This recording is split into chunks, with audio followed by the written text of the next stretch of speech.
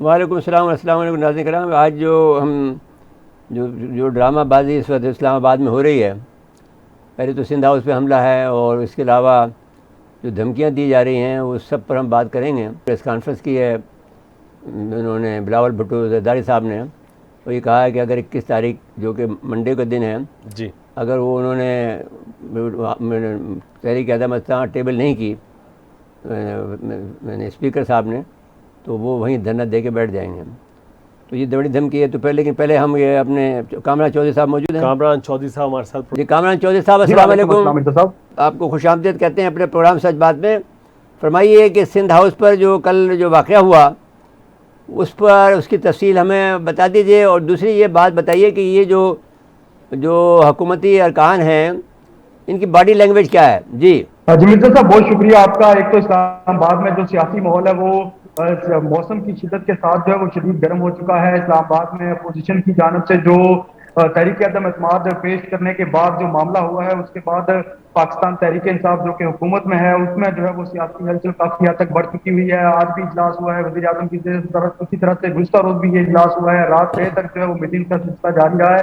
तो कहीं ना कहीं तहरीक इंसाफ में जो है वो इस मामले पर काफी ज्यादा तशवीश पाई जाती है और अरकान को आज जो है वो नोटिस भी जारी कर दिए गए हैं। दूसरी जानब गुज़श्ता रोज का जो वाक़या आपने पूछा है सिंध हाउस पर हमले का, तो सिंध हाउस पर हमला जो है वो गुज़श्ता शाम जो है वो तकरीबन 5:30 से 6 बजे के दरमियान जो है वो सिंध हाउस पर ही हमला किया गया, जब पाकिस्तान तहरीक इंसाफ के कोई 60 से 70 अरकान जो थे, रुकन जो थे, उनमें साथ 2 MNA फहीमुल्लाह खान जो है, ये दोनों MNA उनको लीड कर रहे थे। ये डोटे लेकर वहां पहुंचे हैं और इन्होंने जाके सिंध हाउस के बाहर पहले तो नारेबाजी की है। उस नारेबाजी के रिएक्शन तो कोई नहीं आया सिंध हाउस से। पाकिस्तान पीपल्स पार्टी के MNAs वहां पे मौजूद थे, कारकुन पाकिस्तान पीपल्स पार्टी के वहां पे मौजूद नहीं थे। कॉल पर उनको जरूर रखा गया था, लेकिन ऐसा कोई रिएक्शन जो है पाकिस्तान पीपल्स पार्टी की जानब से देखने में नहीं आया। सिंध हाउस की जो सिक्योरिटी है वो भी सिंध पुलिस के पास है, और सिंध हाउस की जो सिक्योरिटी है वो भी गुज़श्ता रोज काफी हद तक जो है वो टाइट कर दी गई थी। वफाकी पुलिस के एहलकार भी वहां पे मौजूद थे। ताहम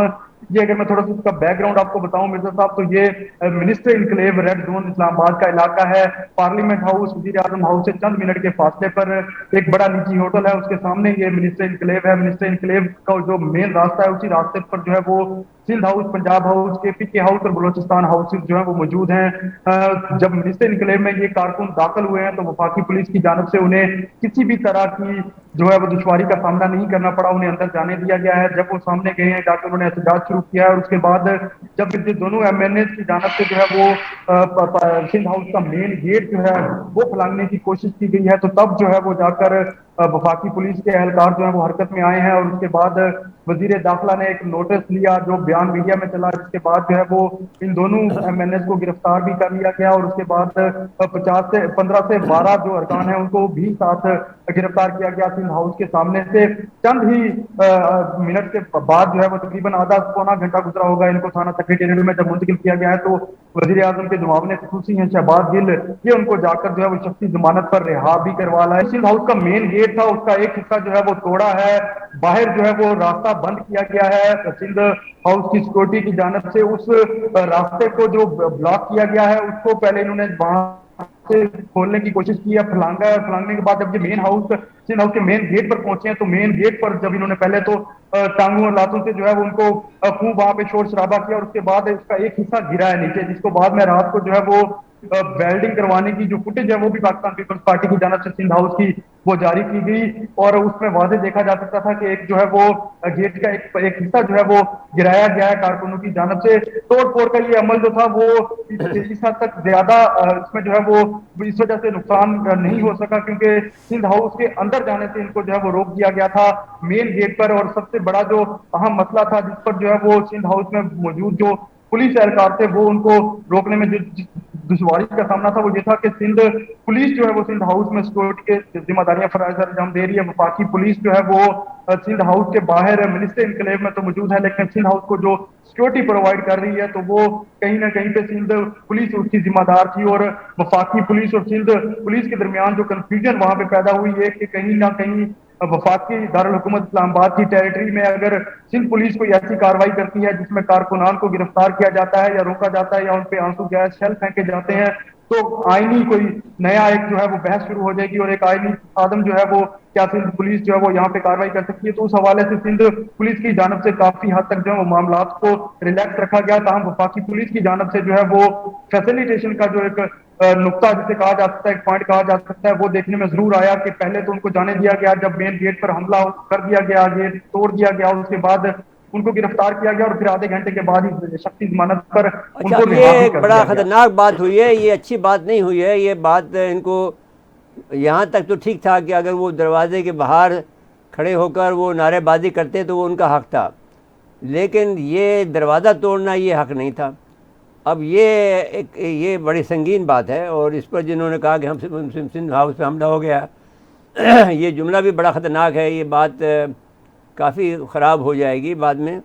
तो अब ये बताइए कि इनकी जो जो तमाम पीपल पार्टी के जो पीटीआई के जो फवाद चौधरी से लेकर और जो दूसरे लोग हैं, मेरे शहबाज गुल को तो छोड़ दो, मैं उसको किसी गिनती खाते में नहीं समझता, इस काबिल भी नहीं समझता कि मैं उस पर तबसरा करूं। लेकिन मैं ये पूछना चाहता हूं कि इनकी जो बॉडी लैंग्वेज है वो क्या है, क्या हारे हुए लोगों की तरह से है, या फिर ये अभी मुकाबला करने के मूड में हैं, या थके हुए हैं, या घबराहट का शिकार हैं, क्या मसला है इनका? देखिए मिर्जा साहब, तहरीक अदम एतमाद पेश होने के बाद पहले तो पाकिस्तान तहरीक इंसाफ जो है वो काफी कॉन्फिडेंट थी कि ये अपोजिशन के साथ वैसा ही होगा जैसे इससे पहले अपोजिशन के साथ 3.5 साल में हुआ है, जब जब भी उन्होंने हुकूमत के खिलाफ कोई वार करने की कोशिश की है। ताहम इस दफा जो है वो मामला कुछ उलट हुआ, और कुछ दिन के बाद उलट हुआ जब पाकिस्तान तहरीक इंसाफ के जो चेयरमैन है तहरीक इंसाफ, वज़ीर आज़म भी हैं इमरान खान, उनके खिलाफ कौमी असम्बली में अपोजिशन ने तहरीक अदम एतमाद जमा करवा दी, और अपोजिशन की जानब से पीडीएम के बाद एक नया इत्तेहाद अपोजिशन इत्तेहाद के नाम से जब सामने आया, और उसमें फिर ये खबरें आना शुरू हो गई कि अब इसमें जो पाकिस्तान तहरीक इंसाफ के अपने अरकान भी शामिल हैं। तो जब वो शामिल हुए और पाकिस्तान तहरीक इंसाफ को खबरें मिलना शुरू हुई और उनकी तस्दीक होना भी शुरू हो चुकी, तो उसके बाद पाकिस्तान तहरीक इंसाफ जो है वो तजब्जुब का शिकार जरूर हुई है। बॉडी लैंग्वेज इनकी अब वो वाली नहीं रही जो पहले थी। पहले ये धमकियां भी दे रहे हैं उन अरकान को जो अच्छा, आप एक मुनहरिफ मिनट हुए होल्ड हैं, करें, बाकी अरकान को। अभी एक बात होल्ड करें कि क्या इस्लामाबाद में क्या ये बात हर आदमी की ज़बान पर है कि इदारों ने इनका साथ छोड़ दिया? जी बिल्कुल, ये बात तो हर जो है वो यहाँ पे एक आम आदमी भी कर रहा है, और जो यहाँ पे इक़्तिदार के ऐवान है उनके अंदर भी ये बात हो रही है। जहाँ तक कि अपोजिशन की वो जमातें और इत्तेहादी हुकूमत के जो अब तक उनका साथ होने की वजह से इनके साथ थे, उनकी जानब से भी ये कहा जा रहा है। जहाँ पे अपोजिशन की जो है वो ये मीटिंग जारी थी, उस मीटिंग में जो मिनिस्टर इनकलेव के अंदर वुज़रा की जो है वो हम तरफ जारी थी। बनी गाला में जो तहरीक इंसाफ का इजलास हुआ है, उस इजलास के बाद भी जब हमारी ऑफ द रिकॉर्ड उनसे बात हुई है, तो वो जो एक सवाल बार बार सहाफी की जानब से पूछा जाता है और गुजरा की जानब से भी वही जवाब आ रहा है कि जी वहां से जो है वो न्यूट्रल होने का जो है वो इससे बड़ा कोई सबूत हो नहीं सकता कि अभी तक जो वो हमारे इत्तेहादी हमारे साथ नहीं है। और अपोजिशन की जानब से भी ये जो बात है ये वाजे कर दी गई है कि अब पहले वाला जो है वो मंजर देखने को नहीं मिलेगा। उसके बाद ही जो है वो अपोजिशन भी इतनी तगड़ी हुई है, वरना 3.5 साल में मिर्जा साहब आपके सामने ये अपोजिशन थी ना, तो इनमें इत्तेहाद था। और ये छोटे छोटे मसाइल पर पीडीएम से पाकिस्तान पीपल्स पार्टी, पीडीएम को बनाने वाली पाकिस्तान पीपल्स पार्टी जो है वो अलग हो गई थी, और अब दोबारा से जो है वो अपोजिशन का एक इत्तेहाद बना है। मेरे साहब इनसे तो बात कामरान चौधरी साहब से बात होती रहेगी, लेकिन मुझे ब्रेक के लिए कहा जा रहा है। नाज़रीन, मुख्तसर वक्फा है, वक्फे के बाद आते हैं, फिर प्रोग्राम में खुशामदीद कहते हैं। जी मेरे साहब, ये तो कामरान चौधरी साहब, आपको इदारे इनको सपोर्ट कर रहे थे, पहले भी इनके पास अगर देखा जाए तो इनके पास कोई मेजॉरिटी तो थी नहीं, न सिंगल मेजॉरिटी थी ना। अब जो सियासी जो दूसरी काफ लीग है या एमक्यू में, सबको ये घसीट के लेके आए थे। और जो उनको यहाँ पे सिंध में जो वोट मिले थे, वो कोई एक भी वो आदमी ऐसा नहीं है कि जो यहाँ पे बाकी इलेक्ट हुआ हो। तो उस वक्त तो वो बिल्कुल एक ऐसी धांधली के तौर पर इनको जिता दिया गया था। और अब जो है कि वो, तो ये क्या खबर है आपके पास कि ये नाराज़गी जो है इदारों की किस बात पर हुई है? पहली बात तो हमने सुना ये था कि एक वक्त में कोई आज से कोई एक दो साल पहले तो ये जो है आपका एंकर पर्सन, तो उसने ये कहा था कि ये जो वज़ीर आला पंजाब है ये बहुत करप्ट आदमी है, और उसने उसके बाद उसको तकलीफ़ भी पहुंचाई, और फिर बाद में वो चुप हो गया। तो अब सबसे बड़ा जो मसला था वो ये था कि पंजाब के वज़ीर आला पर ख़ुद ये बात मैंने कही जा रही है तमाम मुल्क में कि चीफ ऑफ आर्मी साहब ने 2 साल पहले कहा था कि इस शख्स को हटा दो। तो क्योंकि ये नालायक आदमी है, हम तो बार बार कहते रहे। तो ये आप बताइए कि अब भी ये खबर है कि मसला सारा का सारा एक आदमी पर है? जी देखें, अदारों का साथ अब वैसा नहीं है, ये बात कंफर्म है। और ये खबर भी कंफर्म है कि अदारे जो है वो उस तरह से सपोर्ट नहीं कर रहे हुकूमत को, जिस तरह से पहले एक सियासी मैनेजमेंट का जो मामला था, जिस तरह से सियासी मैनेज तमाम इश्यूज को चेयरमैन सेनेट से लेकर सेनेट के इंतखाबात की बात की जाए, कौमी असम्बली से बिल आईनी बिलों की जो है वो मंजूरी हो, या सदारती रेफरेंसेस के हवाले से कौमी असम्बली में जो हुकूमत को मुश्किल थी, उन तमाम में जो है वो कहीं ना कहीं पे मामला जो है वो मैनेज करके दिए जाते रहे हैं। और उस मैनेजमेंट का जो सबसे बड़ा सबूत है वो ये है कि आज तक 3.5 साल के दौरान पाकिस्तान तहरीक इंसाफ को किसी भी मुश्किल का सामना नहीं करना पड़ा।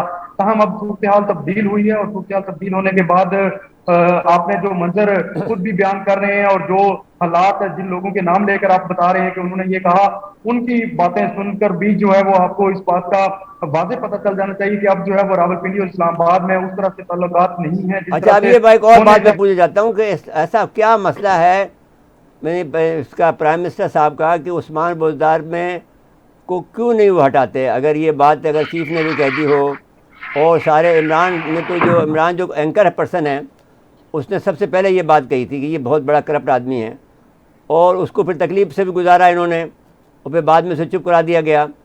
उसने सबूत भी पेश किए थे बहुत खुल कर के भाई ये तो बहुत ही करप्ट आदमी है। तो अब ये मुझे ये बताइए कि ऐसा क्या रिश्ता है इनके दरमियान में, उस्मान बुज़दार के दरमियान में? ये इनका मिडिल मैन है, इनको पैसे कमा के देता है, या ये किसी के हुक्म पर है, या क्या मसला क्या है? ये आप वहाँ क्या खबर है आपके इस्लामाबाद के हलकों में? देखिए मिर्जा साहब, उस्मान बुज़दार की कारकर्दगी पर तो कोई दूसरी राय नहीं है। जितनी बातें आपने की हैं उससे शायद मैं भी मुत्तफिक हूँ, बगैर किसी खबर के या बगैर जो है वो उसके, क्योंकि मैं पंजाब में रहता हूँ। पंजाब जो है वो पाकिस्तान का सबसे बड़ा सूबा है, और पंजाब से ही जो मुंतखब होके, या पंजाब में जो सियासी सूरत हाल होती है, या पंजाब में जो कारकर्दगी हुकूमतों की होती है, वो डायरेक्ट वफाक पर असर करती है। पाकिस्तान तहरीक इंसाफ की जानब से, और पाकिस्तान तहरीक इंसाफ के जो चेयरमैन है इमरान खान, वजीर आजम की जानब से जो उस्मान बुज़दार पर जिस तरह से एतमाद का इजहार किया गया, इससे कबल जो है वो पाकिस्तान तहरीक इंसाफ के शायद जो काबीना में बैठे हुए अरकान हैं उन पर भी इस तरह से एतमाद जो है वजीर आजम ने उन पर नहीं किया। जितने इत्तेहादी हैं, चाहे वो पंजाब में हों या वफाक में हों, उनकी जानब से भी इसी तरह के तहफ़्फ़ुज़ात का इजहार, जैसी आपने बातों में अभी जो है वो अपने सवाल में जिस तरह की बातें की हैं, इसी तरह के तहफ़्फ़ुज़ात का इजहार यहाँ पे वज़ीर आज़म हाउस तक पहुंचाया। लेकिन वज़ीर आज़म इमरान खान और पाकिस्तान तहरीक इंसाफ के जो बनी गाला में बहुत करीबी हल्के हैं वज़ीर आज़म इमरान खान के, उनसे जब हमारी बात होती है इस मामले पर, स्पेशली उस्मान बुज़दार के मामले पर, तो उनका ये मौक़िफ़ सामने आता है कि पाकिस्तान तहरीक इंसाफ के चेयरमैन और जो वज़ीर आज़म इमरान खान है, इनमें एक जो जहाँ पे बहुत सारी खूबियां हैं, वहाँ पे शायद एक खामी भी है कि ये जिस बंदे पर एतबार कर लेते हैं उस पर फिर इस तरह से एतबार करते हैं कि उसको जो है वो कभी भी उससे पीछे नहीं हटते, चाहे कोई ब्लैकमेल करे या चाहे कोई माफिया जो है वो उसका सामना करना पड़े। और अभी भी पाकिस्तान तहरीक इंसाफ में जो है वो इसी बात को ज्यादा हाईलाइट किया जाता है कि शायद इत्तेहादी जो है वो उन्हें ब्लैकमेल कर रहे हैं। उस्मान बुज़दार की जो पोजीशन है और उस्मान बुज़दार को, अच्छा भाई एक चौधरी साहब, एक तो ये बात सुन लें कि ये बात तो तय है कि इंस्पाइट ऑफ द फैक्ट कि हम बहुत सी बातों पर इनको सपोर्ट करना चाहते हैं कि भाई दुनिया में इन्होंने इस्लामोफोबिया के हवाले से और कई बार मामलों में इन्होंने पाकिस्तान की अहमियत को वादे किया, लेकिन बुनियादी बात यह है कि ये मुकम्मल तौर पर हुक्मरानी का अहल नहीं है। ज़्यादा से ज़्यादा ये क्रिकेट को अच्छा कर सकता है, इससे ज़्यादा इसको कोई काम नहीं आता। एक तो बात बिल्कुल तय हो गई और ये हम पहले दिन से कह रहे हैं। तो कभी कभार हमें भी ये बुखार चढ़ जाता था कि ये क्योंकि पाकिस्तान का ऐसे नाम ऊंचा किया है, तो उस वक्त दो चार जुमले हम इनके लिए अच्छे कह देते थे, लेकिन कभी भी हमने इनके साथ में सिर्फ हमारा चैनल, हमारा प्रोग्राम ऐसा है कि जो हमने कभी इनके लिए इनके अलावा कि भाई जब तकरीर अच्छी कर दी तो हम का जो फिर जब वो रेजोल्यूशन पास हुआ, जैसे कल अब 15 तारीख को जो तय हुआ है कि साहब वो इस्लामोफोबिया के ख़िलाफ़ जो है वो दिन मनाया जाएगा 15 मार्च को हर साल में, तो उस वक्त भी हमने अच्छा कलमा खैर कहा। लेकिन बुनियादी बात यह है कि इक़्तिदार के मामला को चलाने के लिए किसी अच्छे आदमी की ज़रूरत ज़रूर होती है, किसी ईमानदार आदमी की भी अच्छी ज़रूरत होती है, लेकिन उसको हुक्मरानी भी आना चाहिए। तो वो अगर हुक्मरानी नहीं आती है तो फिर वो किसी काम का नहीं है। अगर वो उसको मैनेजमेंट नहीं आती है, वो इस किस्म का ज़िद्दी आदमी हो कि ख़राब आदमी की भी तारीफ़ करे और इतना बेखबर हो कि उसको ये नहीं मालूम कि वही वो एक आदमी जो उनके घर का आदमी था, एंकर पर्सन, उसने कह दिया, तो इसके बाद में फिर ख़त्म कर देना चाहिए था। उसी दिन अगर ख़त्म कर देते तो इसका नाम, इसकी वाह हो जाती। जी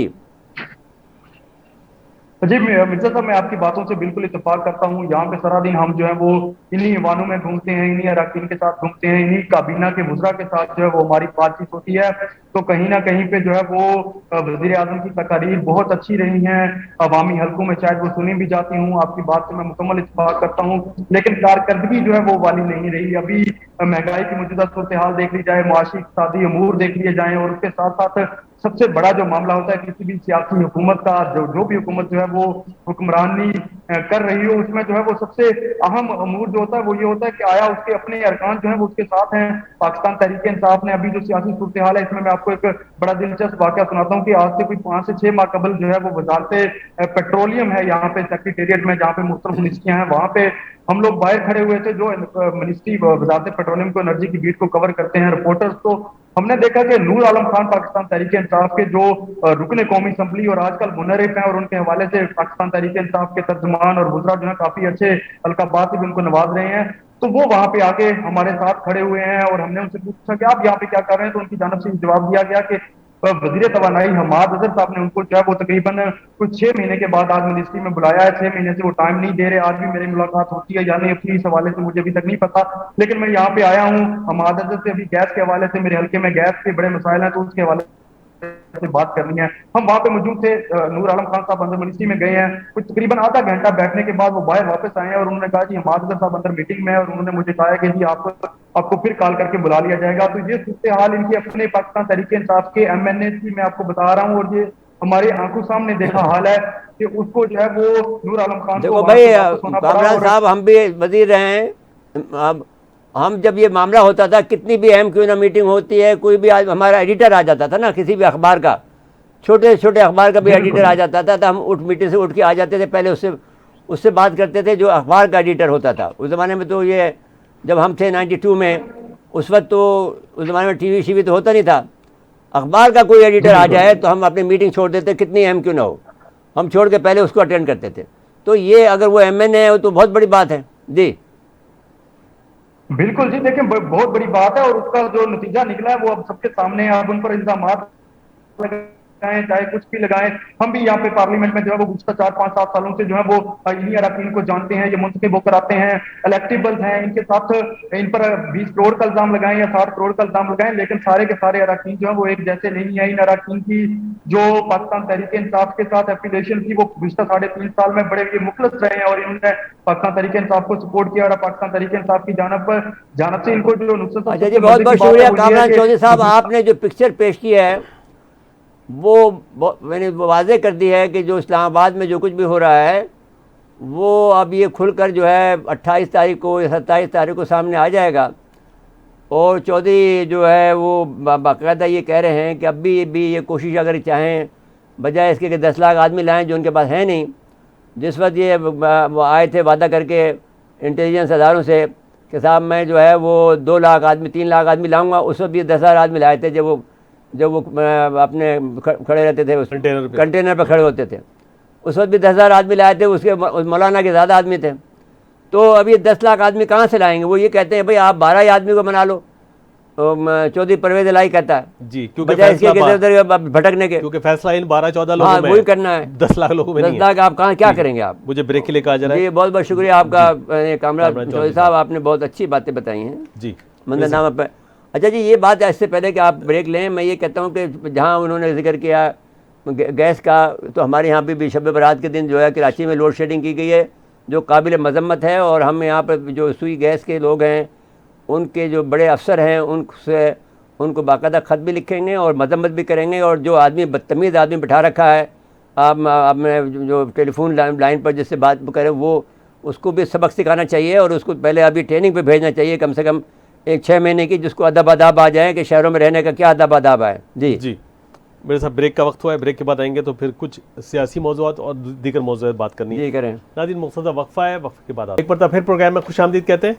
मेरे साहब ये तो बात हो गई सियासी, 3 बातें करनी है साहब। देखिए आप देखिए 3 बातें हमारी हैं, और वो ये हैं कि एक तो OIC की वजारत ख़ारजा का इजलास हो रहा है, इसमें ज़्यादातर जो गुफ्तगू होगी वो अफ़गानिस्तान की मदद के लिए होगी, और इसमें फिर हम पाकिस्तान जो इनका जो ब्रह्मोस मिसाइल आया है, उस ब्रह्मोस मिसाइल के बारे में हम गुफ्तगू करेंगे, और ये इसमें गुफ्तगू होगी। और तालिबान से की हुकूमत से जो हम ताउन जो कर रहे हैं वो हमारे लिए बहुत ज़रूरी है, इसलिए कि वो इलाके वहाँ पर भूख बहुत ज़्यादा है और सर्दी भी अभी तक वहाँ ख़त्म नहीं हुई है। तो ये OIC के इजलास में अगर OIC ने इनकी मदद का वादा कर लिया तो ये एक बड़े काम हो जाएगा, और फिर ये अगर वहाँ पर इंडिया के ख़िलाफ़ कोई रेजोल्यूशन पास हो गया तो ये भी एक बड़ा काम हो जाएगा। दूसरी बात यह है कि रूस की मदद करने पर अमेरिका ने चीन को धमकी दी है। अब ये यूक्रेन की जंग अगर जारी रही और रूस रूस जो है यूक्रेन पर उन्होंने डॉनबास के बाद डंसिक पर भी कब्ज़ा कर लिया है, और अब जो सबसे ज़्यादा खारखीफ है जो इलाका है, जो उनका शहर है, जो कि उनका तिजारती शहर है, वो उनकी जैसे कराची है, ऐसा उनका खारखीफ है यूक्रेन का। अगर उस पर कब्ज़ा हो गया तो फिर यूक्रेन का की जो रीढ़ की हड्डी है वो टूट जाएगी।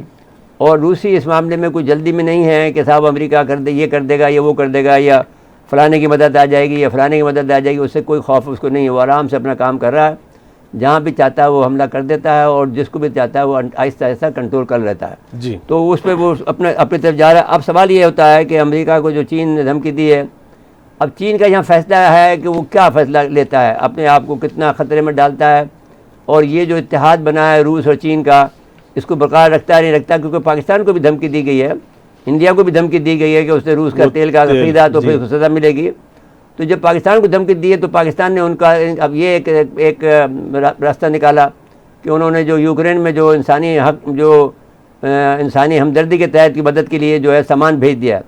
तो इस तरह से उन्होंने अपने पैसे वजन उठाया। अब दूसरी एक बात जो कराची में जो वाक़यात हो रहे हैं वो राजधानी के वाक़यात हो रहे हैं, और एक कत्ल और हो गया है नौजवान का, जो कि शेरशाह में जो बच्चा एक मैट्रिक का बच्चा था, जो उसने अपने डकैती की वारदात हुई और कत्ल करके वो भाग गए हैं। अब ये जो कुछ भी हो रहा है ये 5th जनरेशन वार का हिस्सा है, हाइब्रिड वार का हिस्सा है, और ये जानबूझकर जो इंडिया के लोग कर रहे हैं। और इनको हमें जो गलती हो रही है वो ये हो रही है कि जो यहाँ की जो सिंध की जो पुलिस लगाई गई है वो इंतहाई नालायक और नाअहल है। अगर किसी को भी देखना है, ये देखें कि जो इजी पैसे से जो इंटीरियर सिंध में या कहीं भी खैबर पख्तूनख्वा में या पंजाब में जो पैसा जा रहा है, उसी को अगर चेक कर लें इन पुलिस वालों का, तो आप देखेंगे कितनी बड़ी तादाद के अंदर आपको करप्शन पकड़ी जाएगी।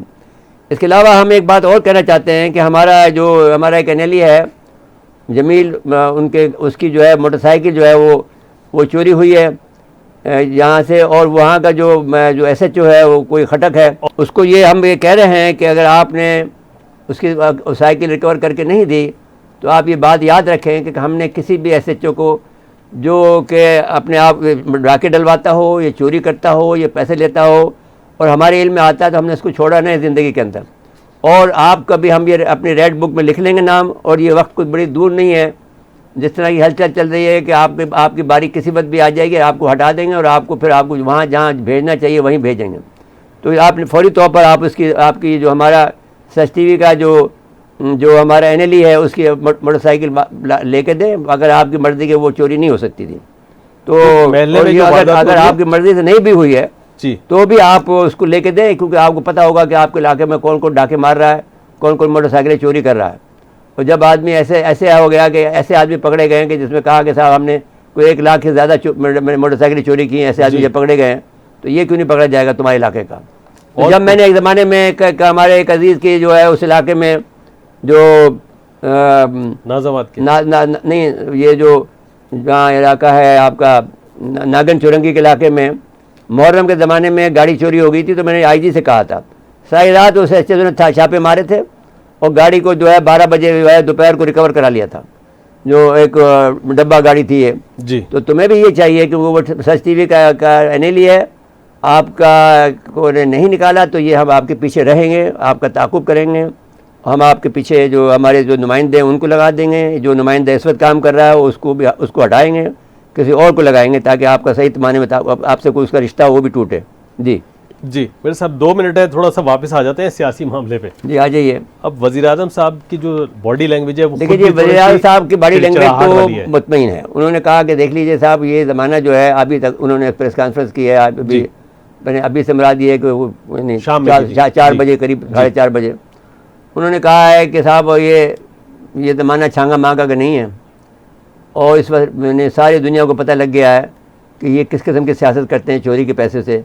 वहाँ तक तो वो बात सही है, लेकिन भाई साहब आप अपनी लायकी को भी तो देखें ना कि आपके पास कौन सा अहल वजीर मौजूद है आपके आटा पास। चीनी चोर और आपके पास शेख रशीद जैसा आदमी जो बैठा हुआ है वो भी आपको देख लीजिएगा कि आपके पीठ में छुरा मारेगा। आप यकीन मान लीजिए कि वो डबल गेम खेल रहा है। मेरे साहब बेहतर ये नहीं वज़ीर-ए-आज़म अब खुद ही कहते हैं ठीक है आ जाओ नया मैंडेट लेते हैं। नहीं कर सकता वो। अब वो मज़ाहमत तो करेगा। अब उसको ऐन मुमकिन है कि देखिए ना, अब इनको भी अगर एस्टेब्लिशमेंट ये फैसला करेगी कि इन चोरों को देना है तो फिर एक और बड़ा इनकलाब आएगा। मैं ये बता देता हूँ आपको, ये जो आग लग रही है लोगों में, बहुत से लोग कहते हैं कि पाकिस्तान के अंदर इनकलाब नहीं आ सकता। इसलिए नहीं आ सकता है कि यहाँ पर जो है सूबों में बटे हुए हैं लोग, बाग ज़बानों में बटे हुए हैं, लेकिन नहीं, कुछ लोग ऐसे भी ज़रूर हैं कि जो सारी चीज़ों को वॉच कर रहे हैं और ये कोई बहुत बड़ा वाक़या हो सकता है। तो आप मेहरबानी करके इन चोरों को कम से कम नहीं लाएं। जो कुछ भी करना है नया काम करें। हाँ, ठग को उतार के चोर को बैठा दिया नहीं, तो क्या फायदा? वो डाकू हैं ठग जी। अगर ये ठग है तो वो डाकू सही बात, डाकू हैं। तो और इसलिए डाकुओं का टूरा टोला है। जी आपको उनका रिकॉर्ड देखने हैं कि इन्होंने जिस तरह से लूटा है, ये तो वही काम करना चाहिए जो मोहम्मद बिन सलमान ने किया था। इनको पकड़ के एक होटल के अंदर जो है उनका उल्टा लटका रखे सारी रात, तो इनको पता चल जाएगा और पैसे निकाल लो इनसे। बिल्कुल। और टेक्नोक्रेट्स की गवर्नमेंट आप बनाएं और फिर सारे नहीं, मामले देखो फिर गलत बात करो। टेक्नोक्रेट तो फिर पाकिस्तान क्या में अब कहना रहा ही नहीं है। आप साफ सुथरे लोगों को हुकूमत बनाएं जिनको हुकूमत करना आती है जी, और जिनका जो दामन साहब- बेदाग हो जी, तो फिर काम चल सकता है। वरना ये फिर नहीं होगा। आप ये भी चलाए थे ना बेदाग इमरान खान, जी। तो उससे क्या फायदा मिला? नालायक आदमी है उन्होंने दाव को जमा कर लिया। जिसको 3 विकेटों, 1 बॉल 1 बैट के अलावा कुछ आता ही नहीं है। अभी भी वो यही कहते हैं 1 बॉल से 3 विकेटें गिराऊंगा। हालांकि क्रिकेट में भी 1 बॉल से 3 विकेट नहीं गिरती। नहीं, कभी गिर जाती है वो। अगर वो बीच में लग जाती है तो वो लग जाती है। नहीं, कहते हैं 3 खिलाड़ियों को आउट करूंगा 1 बॉल से। ये देखिए ना वो नहीं, वो 3 विकेट का अभी मतलब भी- एक ही खिलाड़ी आउट होगा लेकिन विकेटें 3 गिर जाएंगी। 3 विकेटें होती है ना, तो खेल तो उसे वही आता है बेवकूफ आदमी को। तो बस कोई माफ कीजिएगा, अभी बेवकूफ आदमी वज़ीर-ए-आज़म कह रहे हैं तो बहरहाल अब क्या करें। आप आवाम तो खैर तंग है। नहीं भाई, आवाम बहुत तंग है। हाँ। आवाम भी तंग है। अब आपका हमारा दिल चाहता है कि हम आपका साथ दें, लेकिन हम नहीं दे सकते। इसलिए नहीं दे सकते कि नाहल से नाहल आदमी से कहीं पर भी थोड़ा बहुत आदमी 10% भी करप्ट हो तो वो, और लेकिन वो काम करना जानता हो तो वो ठीक है। और यहाँ तो 100% करप्शन है। नहीं, जो दूसरे अपोजिशन वाले तो 100% क्या 100% करप्शन है। हाँ, लेकिन इधर भी मामला ऐसे ही है मेरे साहब। हाँ, ये भी अब जब वो हमाद चौधरी से एमएनए से नहीं मिल रहा है तो अब यार हमें देखो ना, जब हम इतने ताकतवर वजीर थे कि चीफ ऑफ आर्मी स्टाफ हमारा दोस्त था, हमारा लगाया हुआ चीफ ऑफ आर्मी स्टाफ था। हमारा ये आलम था कि एक अखबार का एडिटर का हमें इत्तला मिल जाए, छोटी सी पर्ची आती थी, हम मीटिंग में बैठे हैं, बहुत ख़ास मीटिंग हो रही है, सारे अफसरान बैठे हैं। भाई अफसरान हमारे बैठे हैं ना, हमारे अंडर में बैठे हैं जी। वो हमें पर्ची आती थी, साहब फलाने अखबार का एडिटर आपसे मिलने के लिए आया, क्योंकि वो उनको नाज था कि भाई हमारा जो कॉलम निगार है वो वजीर बन गया, तो वो धल्ले से आते थे। तो हम वो मीटिंग छोड़ के चले जाते थे। हम पहले अपने उसको अटेंड करते थे, वो चाय पिलाते थे, हम करते थे, नीचे तक उतर के उनका दरवाज़ा खोल के उनको बैठाते थे। सब इंतकाल कर गए जो भी थे बेचारे, जो हमें हमारी गवाही दे सकते थे। मदनी साहब थे, फलाने थे, जसारत के फलाने, जो भी आते थे हम उनका ये करते थे एहतराम। तो ये काम होता, सियासतदानों का ये काम होता। और आपका ये काम जो आपका, हम जा रहे थे झंडे की गाड़ी में, वो थल्ले पे एक आदमी बैठा हुआ हमारा दोस्त, हम रुक जाते थे, वो नीचे गंदा नाला बैठा उसके साथ बैठ के चाय पीते थे। जो अवामी आदमी होगा ना, उसको अवाम के एहसास होगा तो तो वो करेगा। बात यही है। हमारा नजर को तो भाई- अचानक बना दिया गया, भाई वजीर देखिए, बड़ी आप- वजारत दे दी, नहीं भाई, क्या तो परवाह है? आप इमरान खान साहब को कौन से अवामी काम करते हैं? देखिए आप ये गए हैं, वो चौधरी परवेज इलाही करा, हमारे पास आए हैं सियासी आदमी, वज़ीर-ए-आज़म आया है, हमसे कभी ये नहीं कहा कि साहब हमें वोट दे दो। इनके पास आए हैं, MQM के पास आए तो उनसे ये नहीं कहा वोट दे दे। उन्होंने कहा भाई हमसे हमारे चाय पीने आए थे, हमें चाय पिला के भेज दिया। इनके यहाँ तो 10 मिनट के लिए आए थे। तो भाई 10 मिनट में क्या बात है? भाई तो चाय पी सकते नहीं थे। बात भाई आपको पता होना चाहिए कि मैं 2 मिनट में बात करके फैसला आ गया। मेरे साथ- हमीद गुल से जब मेरी बात हुई, जब मैं DGI से पहली दफ़ा मिला, 5 मिनट में मैंने सारे फैसले करा दिए उससे। अब भाई भैया उसको भी पता आप कौन है, मुझे भी पता वो कौन है, उसके पास वक्त नहीं है। इनका मसला ये कि इनकी बात किसी और को करनी होती थी, लेकिन आजकल उन्होंने नहीं मतलब ये नहीं एक तरफ कर भाई, दिया। आपको सीधी सीधी बात करो, भाई मेरा बुरा वक्त आ गया है, जी यानी मुझसे मेरे आप साथ लोग जुल्म साथ हो रहा है, दें। आप हमारा जी। साथ दें, जी मेहरबानी होगी आपकी। 2 जुमले कहने वो साथ दे देते आपका। बिल्कुल ठीक है, ऐसे ही। हाँ मेरे साथ वक्त खत्म हुआ प्रोग्राम का। जी। नाज़रीन आज के लिए इतना ही, आइंदा प्रोग्राम तक के लिए इजाज़त चाहते हैं। अल्लाह हाफ़िज़।